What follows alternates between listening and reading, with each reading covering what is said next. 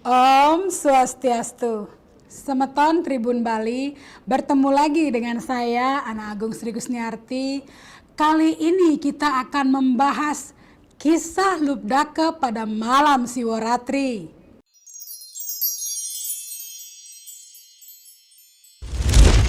Siwaratri jatuh pada 9 Januari 2024. Siwaratri bertepatan dengan hari ke-14 Paruh Gelap atau Panglong Peng-14 bulan ke-7 atau Maga. Dikisahkan bahwa Sang Lubdaka berangkat berburu kembali. Ia melakukan perjalanan seorang diri menuju ke arah timur laut atau dalam istilah Bali dikenal dengan arah Kajakangin. Lubdaka berjalan melewati desa-desa yang sepi dengan atap alang-alang, ijuk berserakan menandakan bahwa jarang ada orang ke tempat yang ia datangi saat itu. Hari berganti dan petang pun tiba, namun Lubdaka masih berputar-putar di hutan itu.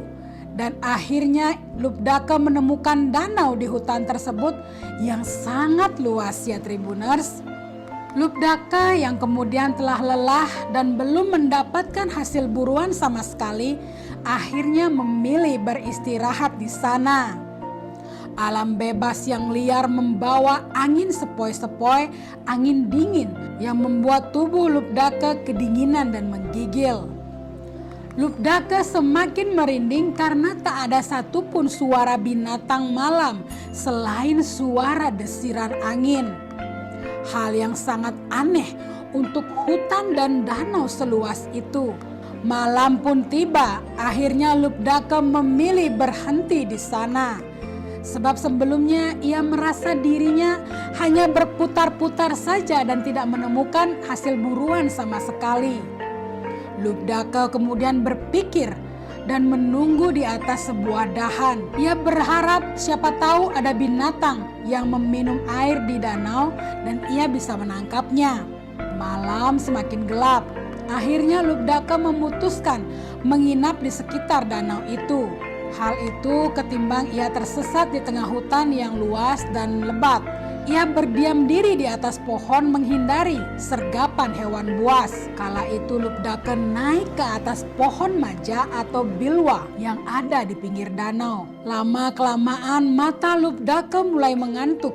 Mulutnya menguap lebar karena sudah lelah dengan hari ini. Karena takut tertidur, Lubdaka memetik satu persatu daun maja sebagai pengusir kantuknya. Ia tidak tahu di tengah danau terdapat Siwalingga. Satu persatu daun maja berkumpul karena dipetik oleh Lubdaka di Siwalingga itu. Lubdaka yang kelelahan akhirnya melihat mentari pagi akan naik dari ufuk timur. Ia pun senang karena malam telah berakhir dan segera turun dari pohon maja. Walaupun tak mendapat buruan, setidaknya ia aman sampai pagi hari. Sesampainya di rumah, anak dan istrinya pun girang. Mengira Lubdaka membawa pulang hasil buruan untuk dimasak. Tapi harapan mereka pupus tatkala melihat tangan kosong dari sang ayah. Waktu pun berlalu, pagi dan malam silih berganti. Usia terus berjalan sampai tiba waktunya Lubdaka sakit keras. Hingga akhirnya ia meninggal dunia. Upacara pengabenan pun dilakukan agar roh Lubdaka tenang dan bersatu di sisinya. Tapi tidak ada yang tahu atmanya melayang-layang di angkasa dengan penuh kesedihan. Tanpa tahu jalan mana yang harus dilalui, di antara kesedihan Lubdaka ada karunia yang menanti. Dewa Siwa yang mengetahui ihwal Lubdaka tatkala malam Siwaratri tidak berburu dan tetap melek, akhirnya memberikan karunia pada rohnya. Dewa Siwa teringat tatkala itu Lubdaka secara tidak sadar telah melakukan tapa brata Siwaratri, salah satunya dengan jagra atau terjaga dan tidak tidur serta tidak membunuh binatang. Akhirnya Dewa Siwa mengutus Serdadu Siwalaya yang bernama Ganabala untuk menjemput Lubdaka dan membawanya ke hadapan beliau. Namun di sisi lain Sang Yama Dipati dan Betara Yama mengutus Yamabala untuk menangkap Lubdake. Yamabala atau Kingkaralaba dengan cepat mendapatkan roh Lubdake yang kebingungan itu. Ia pun diadili karena membunuh atau berburu semasa hidupnya. Pasukan Ganabala tiba dan melihat Lubdake disiksa serta diadili. Hal ini membuat terjadinya pertempuran dua pasukan hebat yang tidak bisa dihindari. Namun akhirnya pihak Yamabala yang kalah dan Ganabala berhasil membawa Lubdake menghadap Dewa Siwa.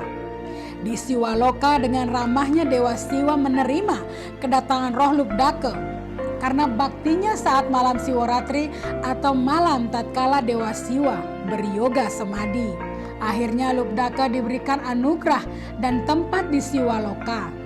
Demikianlah kisah Lubdake yang diabadikan dalam lontar Siwaratri Kalpa.